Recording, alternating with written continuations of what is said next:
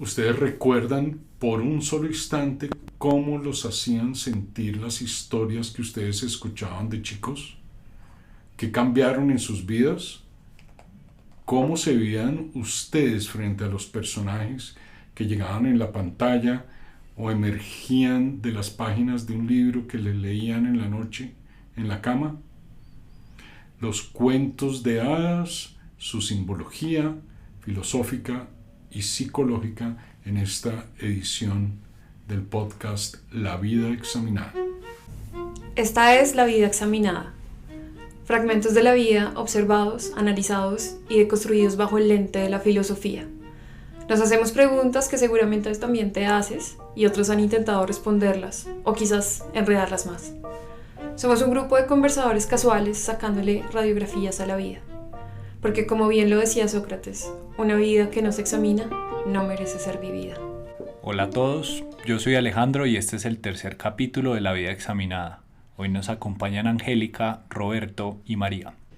Bueno, hoy vamos a hablar de los cuentos de hadas, un tema tan insospechado desde el punto de vista filosófico, pero sin duda uno que veremos tiene gran interés en la psicología y en últimas en la filosofía también.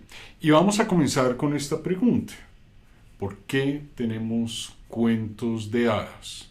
¿Qué papel y qué función cumplen los cuentos de hadas? Esta pregunta se la hizo muy seriamente Bruno Bettelheim, un psicoanalista de la década de 1970. Bruno Bettelheim, a raíz de esta indagación, escribió un libro que ya es clásico en la literatura psicoanalítica, que se llama Psicoanálisis de los cuentos de hadas. Y Bruno Bettelheim comienza este libro con una pregunta que es, me parece la pregunta pertinente para arrancar acá, y es: ¿qué función cumplen? ¿Para qué están allí? ¿Para qué les sirven a los niños los cuentos de hadas? Entonces comencemos con esta pregunta. Los cuentos de hadas, dice Bettelheim, le sirven al niño la función principal de saber quién es él, qué relación tiene él con los demás, e incluso le sirven para preguntarse qué función cumple su propio haber. ¿Estás bien ser quien yo soy? ¿Cómo entenderme en últimas a mí mismo? La idea aquí de Bettelheim es que le sirven al niño para externalizar sus sentimientos, es decir, para sacarlos de sí y ponerlos en un lugar en el cual pueda comprenderlos y hablar de ellos. Esta es una función clave dentro de los relatos humanos. Si nosotros comparamos este papel tan importante que cumplen los cuentos de hadas con el papel que cumplen otros relatos humanos, veremos que son únicos en este sentido. Si lo comparamos con los mitos, por ejemplo, los grandes mitos del surgimiento, de la humanidad, de la tierra, de los seres, sobre el destino final de la tierra, veremos que hay una diferencia enorme. En el caso de los mitos, casi siempre hablamos de un ser heroico que tiene un comienzo en un pasado lejano.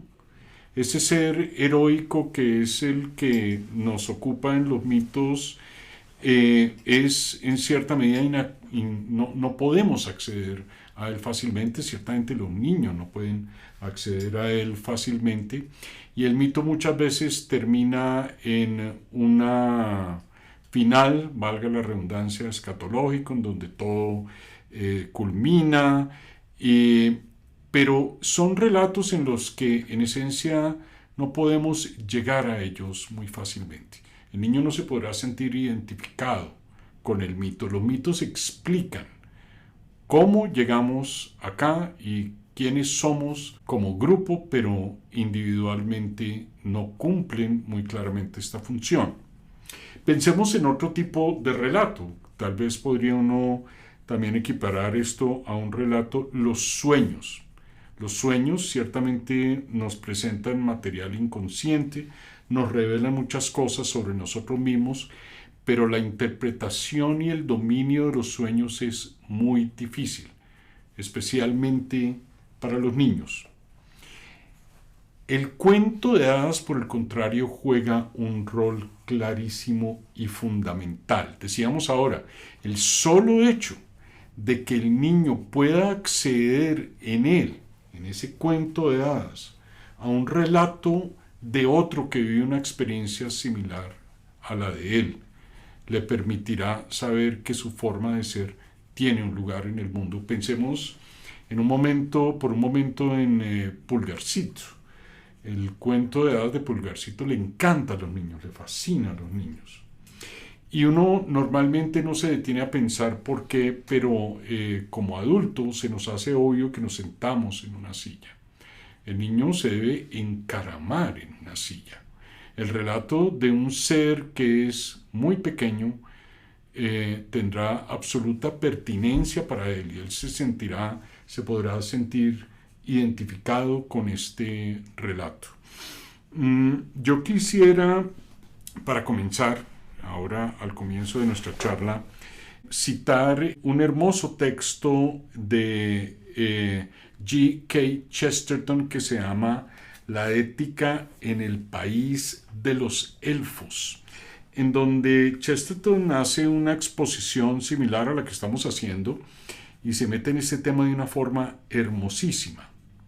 Dice lo siguiente Chesterton, cito de este texto: La Bella y la Bestia es un relato según el cual una cosa debe ser amada antes de ser amable. Este Chesterton es una cosa absolutamente increíble. Sigo leyendo y podemos comentar un poco. Allí está la terrible lección de la Bella Durmiente también, que nos dice cómo la criatura humana al nacer, fue relegada con toda clase de bendiciones y no obstante maldecida con la muerte, y cómo a veces la muerte puede dulcificarse hasta convertirse en un sueño. En efecto, los cuentos de hadas entonces nos permiten entender estas realidades sin ser un puro relato explicativo. Son lo suficientemente abstractos para que el niño se pueda apropiar de ellos. Aquí vamos a hacer hoy la interpretación de unos 3 cuentos de hadas que me parece que se prestan para un análisis simbólico muy rico y muy profundo. Esta idea de profundidad tan interesante que en estos días leía que daba el filósofo Richard Rorty. Decía, profundo es aquello de lo cual podemos seguir hablando indefinidamente. No llegamos a un final abrupto. Vamos a hablar aquí de Blancanieves y los 7 enanitos, de Jack and the Beanstalk, Jack y las habichuelas mágicas, y quiero hablar también de la Bella y la Bestia. Hay un análisis adicional que quisiera hacer de X-Men. Nosotros, Bruno Bettelheim se mete en estas historias que estamos comentando acá y las analiza, pero evidentemente no analiza las historias que son de nuestro tiempo, y quisiera empezar a dar unas pautas para hacer un análisis simbólico de por qué tenemos estas historias que tenemos, qué significan los X-Men y por qué son tan populares para nosotros hoy. ¿Con qué relato arrancamos? ¿Con cuál de esos cuentos de hadas arrancamos? Con La Bella y la Bestia. Arranquemos con La Bella y la Bestia. Bueno, La Bella y la Bestia es un relato fascinante porque La Bella y la Bestia es un relato sobre las capacidades redentoras del amor femenino, a mi modo de ver. En La Bella y la Bestia, recuerden la historia, la Bella tiene 3 hermanas, son 3 hermanas en total, 2 son mayores que ellas, que son ambiciosas, solo les gustan las cosas de lujo. Ella, por el contrario, es la más humilde de las hermanas, es la menor. Y su padre, que es un comerciante rico, sale de viaje y antes de salir de viaje le pregunta a las hijas qué quieren que les traiga, y las hermanas mayores dicen nosotros queremos joyas, queremos ropa lujosa. Y lo que Bella le pide al padre es una sola cosa: yo no quiero nada de esto, yo quiero una rosa que tú encuentras en tu viaje y es pleno invierno. El padre se obstina con llevarle este regalo a Bella. En su viaje de regreso a casa entra a un palacio que él cree abandonado y encuentra una rosa que él arranca, y al arrancarla aparece la bestia. La bestia, que es el habitante de este palacio, no sabemos en qué momento se ha convertido en una bestia. Sabemos que antes era un ser humano. Incrimina al comerciante por haberse tratado de llevar la rosa y le dice: tú serás condenado a muerte, yo te mataré por este robo que intentas hacer. Y conversando con él hay distintas versiones de estas historias. Yo quiero que sepamos que algunas de estas historias son tan antiguas como van hacia atrás, incluso hasta el antiguo Egipto. Entonces es natural que tengamos muchas versiones. Yo estoy aquí contando una versión un poquito estándar, hablando con la bestia. Él le dice: yo te perdono la vida, pero me debes enviar a alguien más. Y él, a regañadientes, termina enviando a su hija, la Bella. Bella llega a la casa de la bestia y la bestia ha convertido a sus ayudantes en objetos.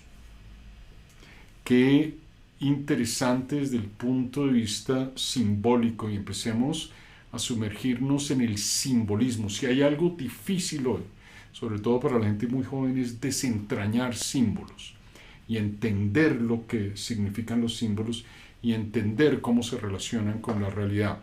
A los niños les resulta mucho más natural porque no someten el símbolo a un proceso interpretativo, sino que lo sienten de una determinada manera. Los ha convertido en objetos. Bella llega e intenta esta función redentiva del amor femenino. Abramos las cortinas, tú estás encerrado acá. Le dice a la bestia que se debe reformar. Yo bajaré a comer contigo siempre y cuando me pidas por favor. Y la bestia, regañadientes, dice: por favor. Al fin termina diciendo: por favor, te pido que seas amable, etc. Es decir, el intento de ella es de redimir a la bestia a través de su amor. Bien, una pregunta interesante aquí es: ¿por qué esta persona se ha convertido en una bestia? La interpretación de Bettelheim es muy interesante. Es el deseo sexual desenfrenado. Bruno Bettelheim, como buen psicoanalista, cree que la carga libidinal lo explica casi todo. Y esta condición no sabemos en qué momento nos llega. Por eso no sabemos la bestia en qué momento se vuelve una bestia. Este deseo sexual desenfrenado ha convertido incluso a sus ayudantes en objetos de su satisfacción. Yo creo que la interpretación de Bettelheim es un poco, o está excesivamente marcada por el psicoanálisis. Creo que muchos hombres solitarios simplemente nos bestializamos. Hay una serie de escritos tan interesante de Robert Graves, quien escribió, si ustedes lo recuerdan, Yo Claudio, los mitos griegos, el mito del hombre roto. El hombre no se puede resignificar, dice Graves. El hombre solitario se ha roto ya no ve una función en ser amable, en ser querido por los demás, simplemente vive una vida, digámoslo así, utilitaria en su medio, y lo único que lo podría salvar de esta condición es el amor. La Bella y la Bestia es un cuento de hadas sobre esto. El tema de la capacidad redentiva del amor femenino a mí me parece fundamental. Muchas mujeres terminan en relaciones abusivas porque creen que si le dan una oportunidad más a esa bestia, su amor los podrá redimir a ese ser que ha perdido ese contacto tan básico con la realidad. Y recuerden que esto de alguna manera se simboliza en la historia. Hay una rosa que está a punto de dejar caer su último pétalo, no recuerdo si es una rosa u otra flor, creo que es una rosa. Es una rosa. Ahí en La Bella y la Bestia, ¿no? Sí, en La Bella y la Bestia, y él debe ganar el amor de ella antes de que caiga ese último pétalo, porque si no terminará convertido en una bestia por siempre. Logra el beso de amor. El beso de amor en los cuentos de hadas es un tema absolutamente fascinante. Lo vemos aparecer de nuevo en La Bella Durmiente, lo vemos aparecer de alguna manera en Blancanieves. El beso de amor redentor. Y obviamente tiene una significación profundamente psicoanalítica y marcada por la sexualidad.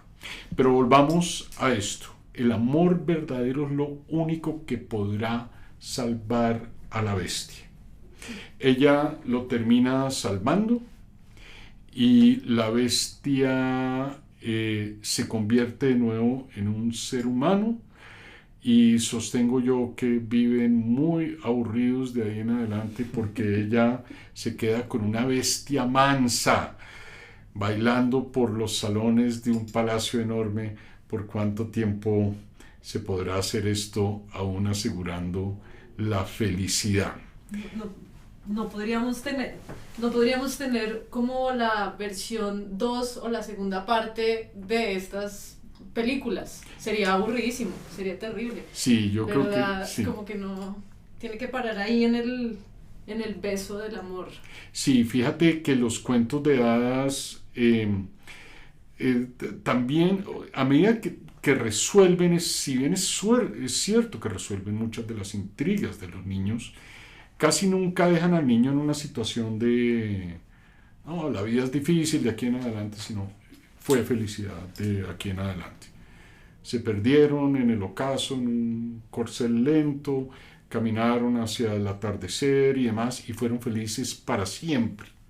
Fíjense esas dos cosas, el arranque de los cuentos de hadas, había una vez, que desde el punto de vista simbólico muy importante, y cómo terminan los cuentos de hadas. Cortázar decía una cosa impresionante cuando analizaba los cuentos, la primera frase y la última son las más importantes de un relato, y vivieron felices para siempre.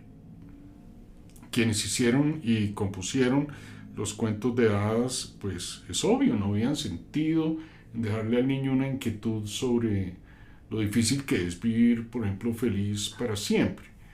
Están hechos para resolver esta situación.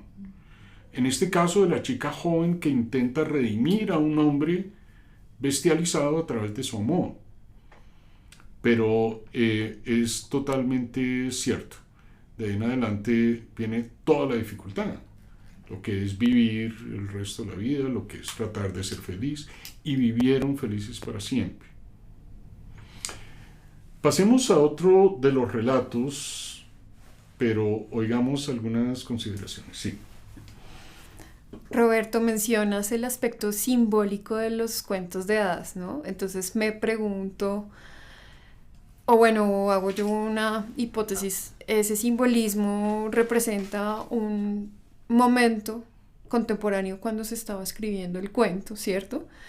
Que refleja una realidad de la sociedad del momento, pero que claramente tiene una influencia hacia quien los escucha y los interpreta hacia el futuro. ¿Cómo crees que, por ejemplo, un cuento de ese estilo permea en un niño del año 2025? Sí, es una... Un niño hombre. Sí, es una muy buena pregunta.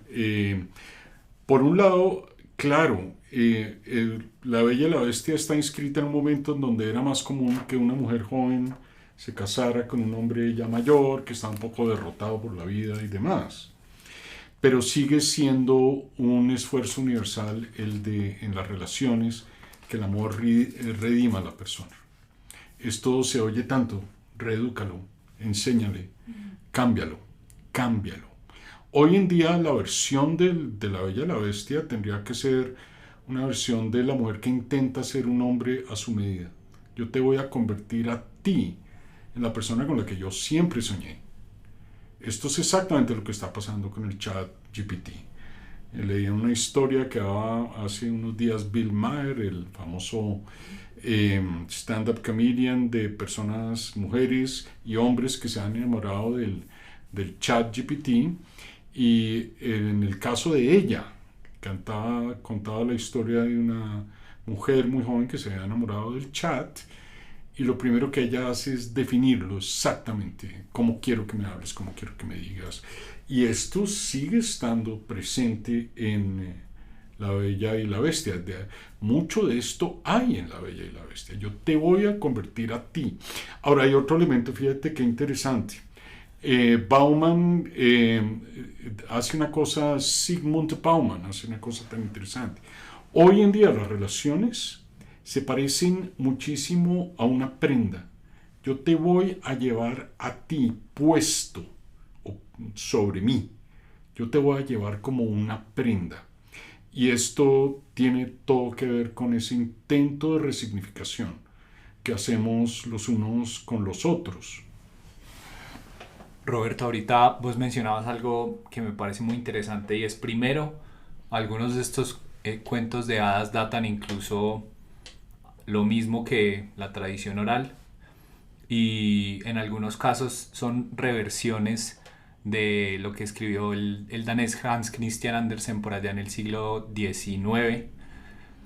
Ahí lo que me pregunto, y también pienso en el capítulo de Mercadeo y Filosofía, y me parece muy lindo que ya estemos construyendo nuestro universo narrativo, pero pienso de inmediato en que las versiones contemporáneas de esos cuentos de hadas pues están claramente mediadas por Disney, y eso le pone una capa más de complejidad, diría yo. Entonces nada, mi reflexión va por ese lado, y también pienso un poco como en la superficialidad del mundo contemporáneo, y pienso que tal vez como esa vitrina de Instagram que tenemos en las que muchas parejas posan sus vidas perfectas son como una encarnación un poco de esos cuentos de hadas. Sí, muy, muy buen punto, porque Disney ha tomado muchos de estos cuentos de hadas y los ha cambiado a tal punto que el mensaje fundamental que da el cuento de hadas muchas veces queda oculto. Yo cito mucho el caso de Mulan. Mulan ha sido tan cambiado que se convirtió en la historia de una mujer que quiere ser un hombre, básicamente. Cuando el tema principal de Mulan no es ese. Es sobre la tradición familiar y cómo continuar con la tradición familiar, que es un tema tan importante en la China desde la antigüedad.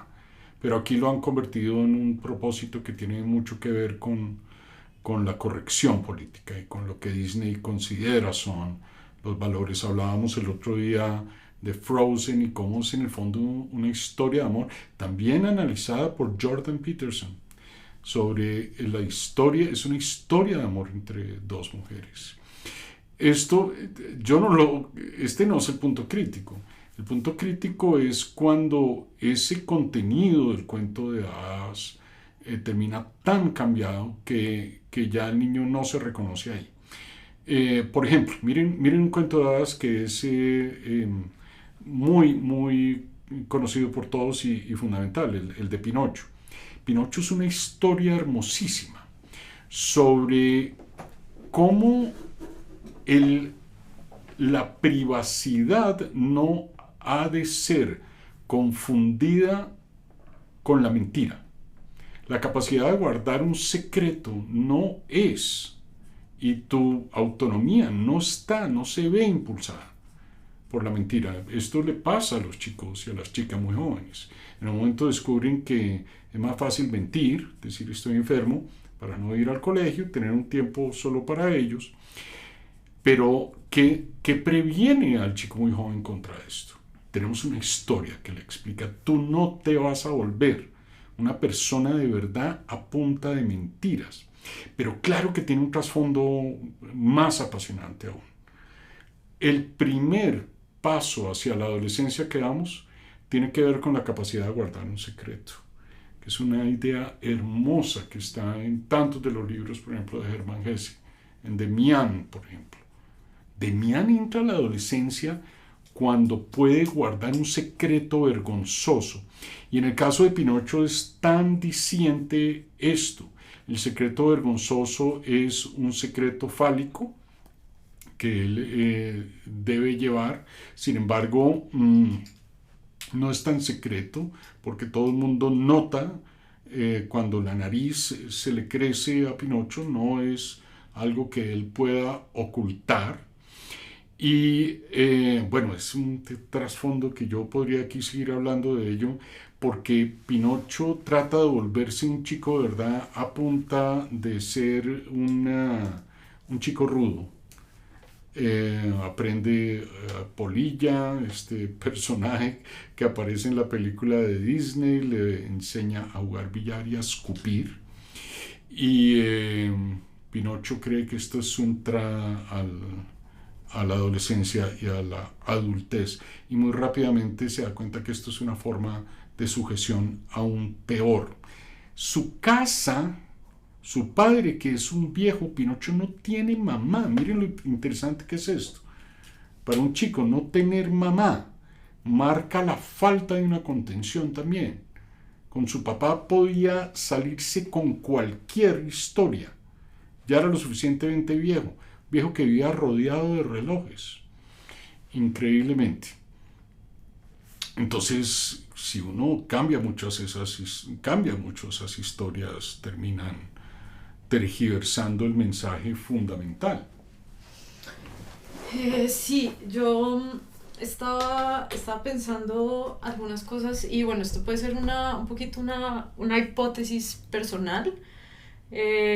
Pensaba en que, bueno, pues todos nosotros hemos crecido con los cuentos de hadas, hemos conocido esas historias y claro, lo que estamos haciendo acá es una interpretación y un análisis un poco más profundo, sobre todo desde Bettelheim, desde el psicoanálisis, pero yo siento que cuando uno habla de este tipo de cosas, de cuentos de hadas, es como si se produjera ahí un efecto más bien sobre un optimismo exacerbado casi, como que tú puedes ser lo que quieras, tú puedes convertirte en lo que quieras, puedes tener la libertad de hacer lo que quieras, porque siempre va a haber al final como una resolución de cosas más bien positiva y optimista.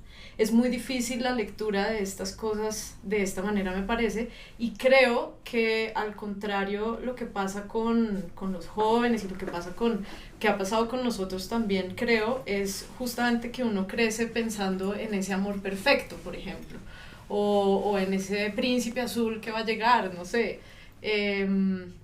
Me parece que tal vez el peligro, por ponerlo con alguna palabra, es que no se entienda que justamente es una fantasía, que se refiere a algo específico, que habla de una sociedad y tal vez como de un imaginario colectivo, pero sí creo que de alguna manera ha influido en la manera como nos formamos cómo nos formamos también y cómo vemos esta idea de la libertad y el amor. Sí, muy, muy valiosas las dos cosas que mencionas. La primera que dices, yo lo veo de una manera, digamos, positiva. Es que al niño le digamos, tú puedes ser algo distinto a lo que eres. Es muy valioso. Basta que echemos para atrás, y los que nos escuchan también, traten de retornar un momento a esa sensación de la niñez, cómo se siente uno de atrapado en lo que es, en ser chiquito. Yo soy chiquito cuando yo sea grande, cuando yo tenga mi propia casa y papá o tu mamá te lo recuerda, cuando tú tengas tu propia casa, puedes brincar en la cama y el niño se siente de alguna manera atrapado en su condición de niño, como estaba Pulgarcito atrapado en la condición de ser del tamaño de un pulgar. Y el cuento de hadas le recuerda, tú puedes ser cosas que no, que con las que sueñas. En el caso de los niños, de nuevo, echen para atrás y recuerden una cosa que es muy bonita e impresionante de los niños. Saben perfectamente distinguir el juego de la realidad a pesar de que el juego es una realidad muy patente para ellos. Pregúntale a un niño, ¿cómo se llama tu oso? Se llama tal y sus ojitos eran tal y él sale por las mañanas a desayunar. Él no está delirando. No es un caso psicótico. Sobre esto escribió mucho un autor, también psicoanalista que me encanta, que es Winnicott. El niño no está delirando. Ese juego está en un medio camino entre la realidad y su ficción. Pero es que si nosotros no tenemos la posibilidad de hacer esto, nunca conformaremos la realidad. La realidad es en parte una creación nuestra. Ahora sí comparto lo que dice María en el sentido de que nos impusieron también un cierto deber de ser feliz, de encontrar a ese príncipe ideal y demás. Yo creo que esto está más recalcado en Disney que en los cuentos originales muchas veces. Por ejemplo, pasemos a otra de las historias que quiero relatar acá, que es Blancanieves y los 7 enanitos. Blancanieves y los 7 enanitos es una historia justamente sobre esto. ¿Qué son los enanitos? Bettelheim dice, no, son los 7 días de la semana. No, a mí me parece una interpretación, a pesar del gran psicoanalista que era, muy pobre. Los 7 enanitos son aspectos de hombre. Uno perezosito, el otro es gruñoncito, el otro es, no me acuerdo qué más personajes hay. Dormilón. Hay uno dormilón. Doctor, Sí, serio. hay uno serio y demás. La chica que entra en lo que Bettelheim llama la etapa edípica, que es ¿cuál? El momento en que la mujer se vuelve una competencia de su madre, para su madre, con respecto al amor del padre. Y la madre y todas las mujeres del grupo empiezan a mirarla como una competencia. Yo no quiero entrar a discutir la corrección política de esto o no. Esto es psicoanálisis 101, la etapa edípica. Antes de esa etapa edípica, las chicas han estado en una etapa de latencia, calladas, están casi siempre de mal genio, ayudan a criar a los hermanitos, pero no tienen una voz propia. En los cuentos de hadas, cuando entramos en una etapa de adormecimiento, de dormirnos, es esta etapa de latencia, que es tan importante en la formación de las chicas. De los chicos también tiene otra manera que se manifiesta en la formación de los chicos. Pero en el caso de las chicas es muy notorio esta etapa de latencia y es previa a la entrada a esta etapa en donde se entra al mundo de los hombres. Esto para una chica que entra a la adolescencia tiene que ser muy difícil. Y entre los muchos que se acercan, simbolizada por los enanos en la historia de Blancanieves, ninguno realmente es satisfactorio. Ella ya es capaz de hacer algo que se le exige a las niñas, o se les exigía a las niñas en el siglo XIX, siglo XX. Ella, recuerden que se encarga de mantener muy limpio la casa donde viven los enanos. Ellos llegan con grandes joyas, diamantes, rubíes que han sacado de las minas, pero a ella eso no le interesa.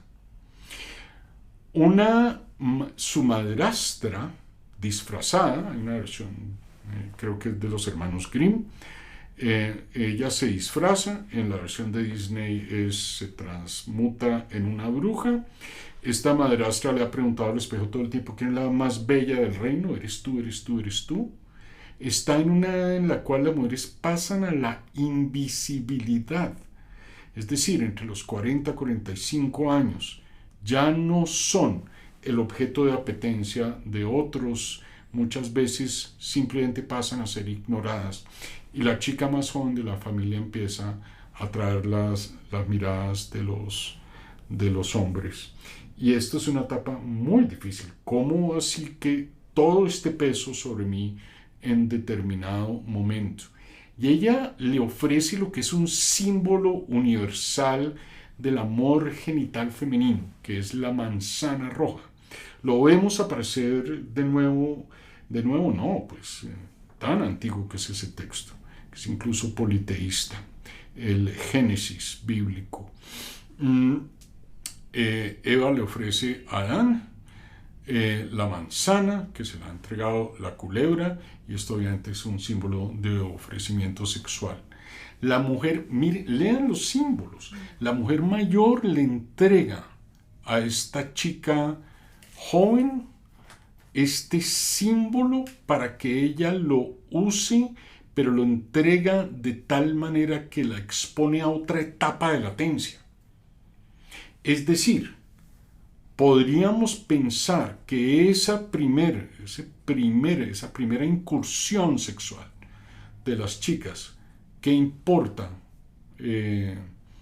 hacerlo con todo el mundo? ¿Qué importa entregarse y demás? Te bota a una nueva etapa de latencia. Hasta que no se descubre otra vez el amor verdadero, que es lo único que te saca de este sueño prolongado, el beso de amor verdadero. Pero claro que estos hombrecitos son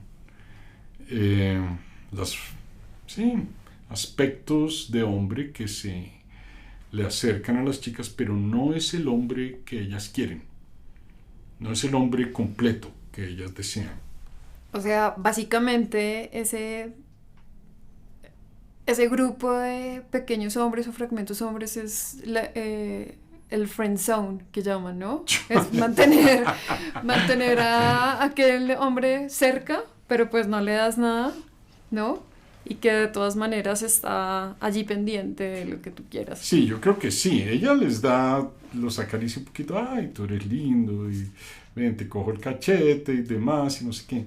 En la historia original del siglo XVIII, que yo no me acuerdo ya si es de los hermanos Grimm, el siglo XVIII puso muchas de estas historias sobre papel. Los 7 enanitos eran idénticos, lo cual no demerita mi interpretación porque pues todos son... A ella le da exactamente igual, pero ella los mantiene en una zona que es, diríamos, la friend zone, porque tampoco es que los deseche totalmente. Oye, pero ¿esto solamente aplica a los hombres? Yo creo que fui la nana de alguien. Yo no sé no sé, díganme ustedes, ¿los hombres mantenemos a las chicas en friend zone o nos tendemos a... No sé. No sé, desde el fragmento de mujer, ¿qué opinas tú, Alejo? Yo creo que yo nunca lo he hecho conscientemente. Pero voy a intentar recordar más a ver si hay algo ahí. Yo diría que ahí hay una diferencia grande, ¿no? Por lo menos, bueno, no sé, por lo menos mi experiencia, tal vez sea ecléctica y solo mía, no sé. Pero sí está uno como en una órbita en la cual no te acercas demasiado, pero tampoco te dejan ir. De alguna manera esa persona parte, eso también lo enseña Blancanieves. Parte del sueño sexual que se empieza a despertar de las chicas. La gente no sabe cuál es ser inolvidable. Y parte de este ser inolvidable es que estas personas no las despides, no se van. Yo creo que los chicos lo hacemos de otra manera. Los amores que se nos van realmente nunca se apagan. Pero, no sé, es una buena pregunta la que hacen. No sé si en sentido contrario también tengamos enanas.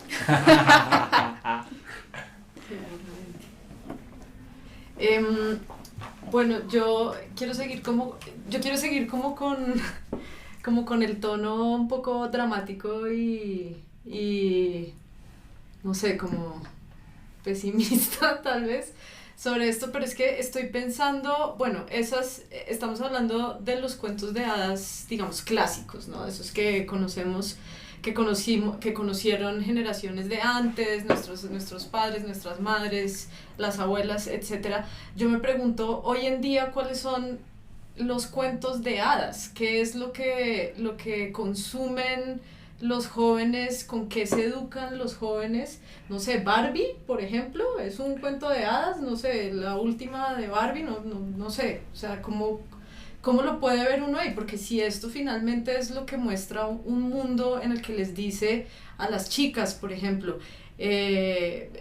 puedes identificarte conmigo o puedes ser esto o puedes ser lo otro, pues yo siento que ahí hay como algo que puede ser incluso más oscuro, no sé. Sí, saltemos a esa y ahorita podemos regresar nos faltaría hablar un momento de Jack y las habichuelas mágicas, pero saltemos con base en tu pregunta a los cuentos de hadas contemporáneos, llamémoslo así. Sin duda Barbie es uno de ellos, ahorita me gustaría hablar de ello, pero sobre todo X-Men. Los X-Men son nuestros cuentos de hadas contemporáneos. Miren la enorme simbología que hay ahí también, y yo no conozco un análisis en que nos hayamos sentado a realmente desentrañar qué es lo que dicen, pero es tan obvio, tan obvio. Lo primero que voy a decir tal vez es muy obvio, lo segundo creo que no. Lo primero es X-Men, son superhéroes que salen del closet. Entonces detrás está obviamente la condición de elección de género que tanto pesa sobre los chicos hoy. Si ustedes ven Dark Phoenix, por ejemplo, de la saga de los X-Men, en Dark Phoenix Charles Xavier es una de las más completas de la saga porque te revelan mucho del simbolismo que hay implícito. Charles Xavier, el director de la escuela de los mutantes, entonces preferimos no utilizar la palabra mutante, ¿no? Tú tienes dones especiales, tú no eres homosexual, tú eres especial. Y sin embargo, miren esto, analícenlo un poco más allá. Hay una forma, esto es también una forma de decirle a esa persona: tú eres exactamente igual a todos los demás, es decir, no vales absolutamente nada más que todos los demás. Miren la X, analicen lo que significa esa X, X-Men. Miren cómo lo usan los chicos muy jóvenes. Tú, una persona ahí toda X.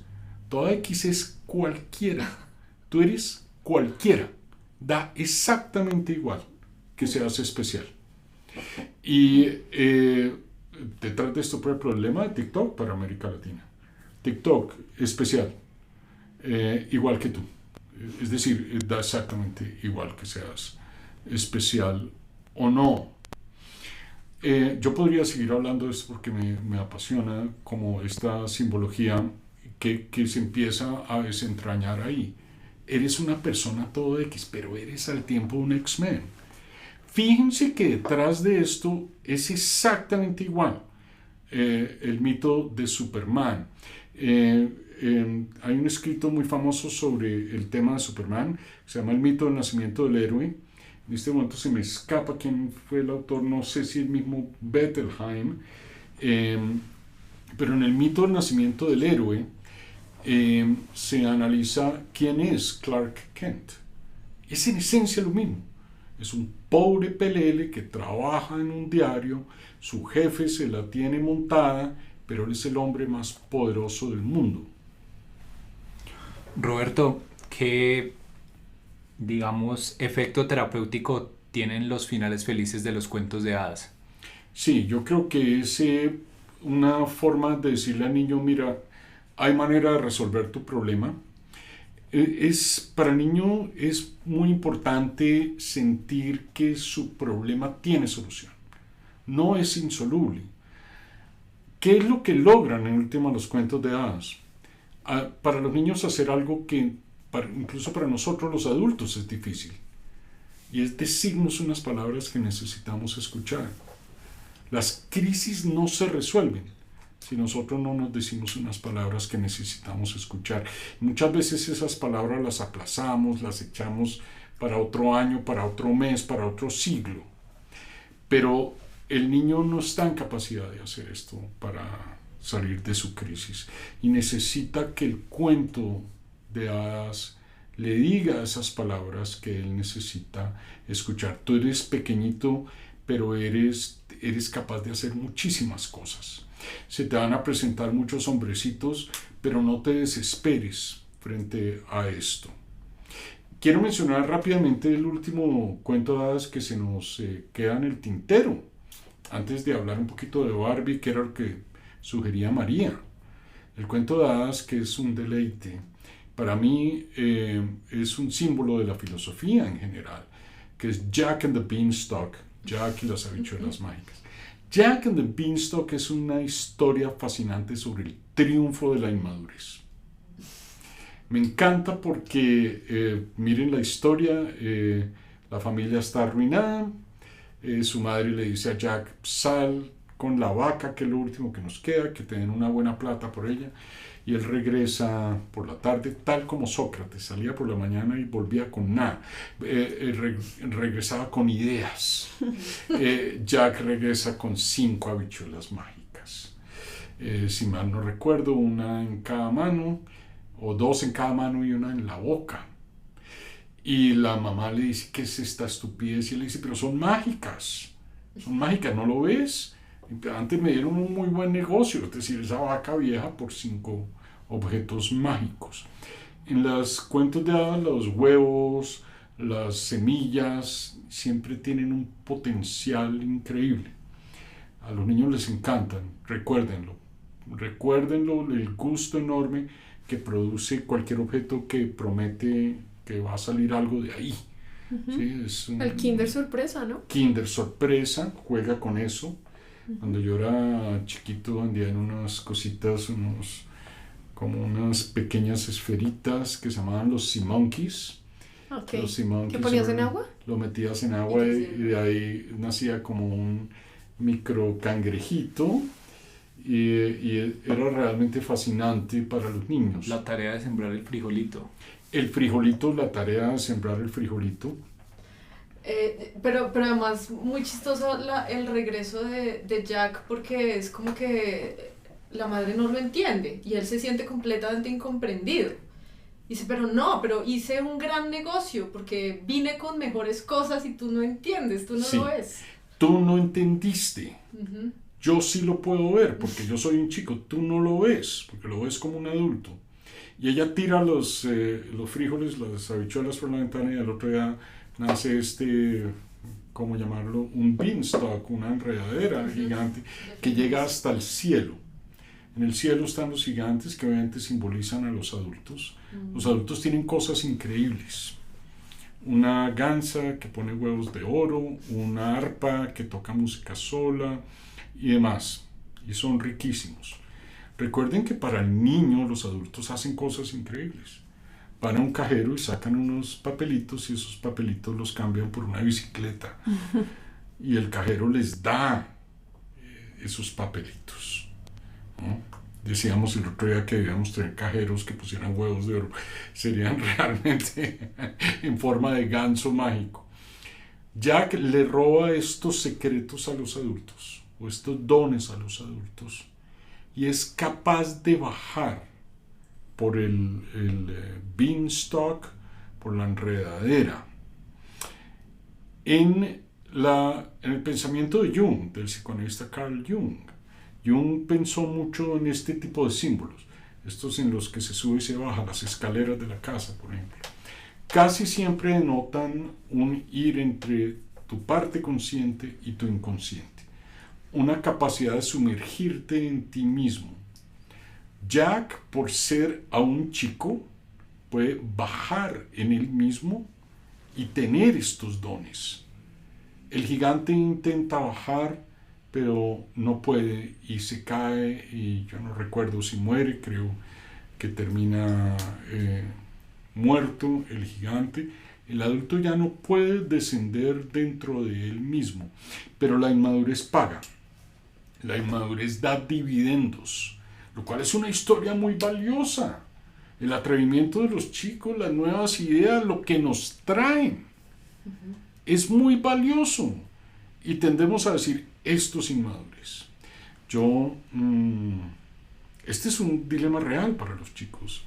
Los chicos cuando tienen cosas interesantes que decir y entran en el mundo de los hombres. Y todo el mundo le dice, cállate, tú tienes 16 años, yo la tuya pensaba que sabía todo, pero tú no sabes nada. Muchos de ellos, el otro día leía una entrevista con Álvaro Mutis, por qué se inventó a Macrol el gaviero, famoso, este marinero viejo, curtido de mar, y se lo inventó muy joven. En sus primeros poemas ya aparece Macrol el gaviero, y dice, porque yo quería tener una voz de un hombre mayor que me permitiera hablarle a hombres que eran más grandes que yo. Esto es un dilema real para los chicos, pero la historia de Jack nos recuerda esto. Yo decía que era simbólico de la filosofía por una sencilla razón. La filosofía es de alguna manera este tipo de inmadurez tan bonito. Los antiguos romanos decían que la edad para la filosofía comenzaba como a los 16 años y se terminaba máximo a los 35, y lo llamaban adolescentia. La adolescencia era esa inmadurez que te permitía meterte en una discusión como la que estamos teniendo acá.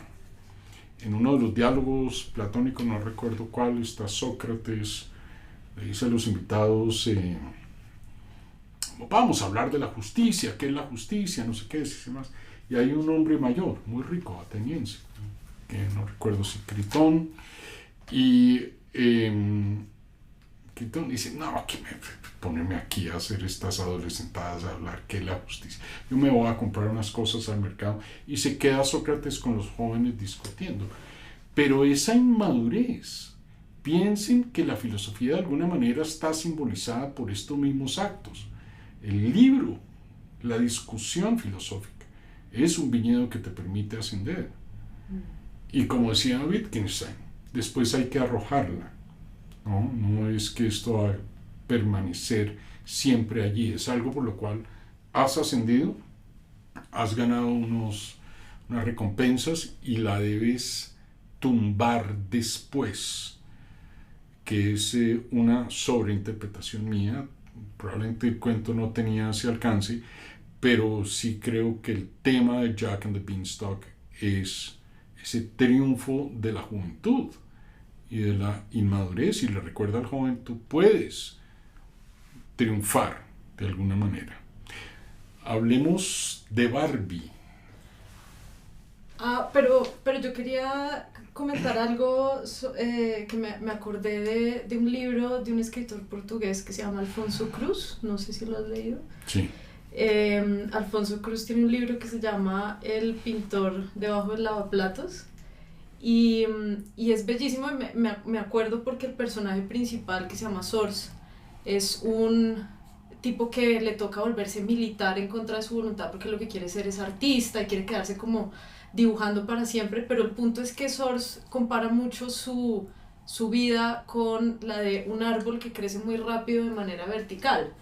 Y él dice que él quiere mantenerse creciendo siempre hacia arriba, hasta el cielo, más allá, porque lo que empieza a crecer a los lados, que son las ramas, pertenecen como al mundo, digamos, como como más pesado, como a la parte de entonces el dinero, el amor, como un montón de responsabilidades que él siente que él debe podar para poder seguir yendo al cielo. Y yo siento que ahora que estamos hablando de interpretaciones, porque finalmente todo esto pues tiene la apertura de la interpretación y no hay verdades, digamos, absolutas, pero me parece que en el caso de la comparación o la relación que yo hago con la enredadera de los frijoles, es porque arriba, cada vez que uno va más para arriba es donde encuentras las cosas más bellas, digamos, y como la abundancia del conocimiento también. Entonces un poco ahí me parecía lindo porque me hizo acordar de esa historia. Sí, muy bonito traerlo a colación. Esa pesadez que no permite ascender. Uh-huh. Y yo creo que ese es en el fondo el tema de Jack y las habichuelas mágicas, el estar atado. Y cuando al niño le cortamos las alas en ese sentido, le decimos, no, tus ideas realmente son una estupidez, son inmaduras, tú cuando grande no vas a ser astronauta, vas a ser como tu papá, qué sé yo, sentado frente a una pantalla todo el día, y él sigue soñando. Últimamente me ha interesado mucho las sociedades que permiten el sueño y las que no, y cómo funciona esa obnubilación del sueño y los deseos en los chicos. Y somos una sociedad que es muy efectiva en eso, muy castrante en eso. La voz interior, ¿qué es lo que hace el niño también, el adolescente? La voz interior la ensaya en el mundo de afuera, como Jack ensayó esta transacción y esperaba tener reconocimiento. Y cuando esa sociedad dice, cállate, no seas bruto, deja de hablar bobadas, que eso no ha pasado, realmente esa sociedad, como la nuestra, obnubila una, digámoslo así, una fracción absolutamente indispensable de los seres humanos, que es esa capacidad de inventiva. Una sociedad que obnubila esto no tiene mucha forma de progresar. Lo único que puede hacer es imitar a los demás. La sociedad que permite ciertas formas de responsabilidad es una sociedad que tiene el gran beneficio de la inventiva. Pero esto es caro, es costoso, implica tiempo, implica irresponsabilidad, implica deslealtad. Yo veo sociedades, todo el mundo hablaba ahora los chinos van adelante, están en el cenit del mundo. Una sociedad que no permite deslealtad, que ha privilegiado de manera tan fehaciente la noción de armonía por encima de la de cualquier forma de libertad y deslealtad. Es una sociedad que difícilmente inventará. Por eso son grandes replicadores. Pero en sus inicios los chinos inventaron muchísimas cosas, ¿no? Hace como 2000 años el esmalte, papel y demás, sí. En los últimos 2000 años no sé. No sé, pero bueno, ¿hace cuánto existe Jack? Esta es una discusión irresponsable de mi parte. Yo quisiera decir algo más sobre los X-Men. Miren de nuevo, Dark Phoenix. Qué interesante toda la simbología que se resuelve allí. Recuerde que es la historia de una mutante muy muy poderosa, que tiene todos los poderes de todos los demás prácticamente reunidos. Se llama Jane Eyre. Jane Eyre, su máxima debilidad fue regresar a la casa de sus padres. Su padre es un pobre pelele insignificante. Ella se ve absolutamente todopoderosa frente a su padre. Lo mismo ya lo habíamos visto con Superman. Superman, lo único que lo debilita es algo que viene de su planeta originario, que es la kriptonita. un pedazo de su mundo lo debilita. Un pedazo de su mundo. Uno dice, pero ¿esto qué diablos significa? Miren la historia de muchas de las personas que se vuelven muy famosas y significativas, perdón. Entran a la fama. Lo primero que hacen es negar su origen. Lean la historia de Gianni Versace. Negar que él venía de una familia muy humilde, no sé qué, fue una de las claves de su éxito. Y esto pasa aquí también. Pero hay un elemento generacional ahí implicado que es muy interesante y tiene mucho que ver con la vida de los millennials, los centennials. Yo te hice daño sin darme cuenta y sin querer, pero tengo la capacidad de hacerte daño. Y es un signo muy poderoso de y para la juventud de gente que tiene 17, 18, 19 años. Se entra en una etapa en la que yo puedo lastimar a otro y no sé para qué ni por qué lo hice. Y es por eso precisamente que necesitamos de la imperfección de Pulgarcito, del sueño de Blancanieves y de la inmadurez de Jack. Estas historias nos ayudan a hacernos las primeras preguntas que nos planteamos desde la infancia, y los cuentos de hadas quizá por esto mismo tengan una pervivencia entre nosotros. Muchísimas gracias por escucharnos. Nos despedimos por hoy, pero la conversación continúa.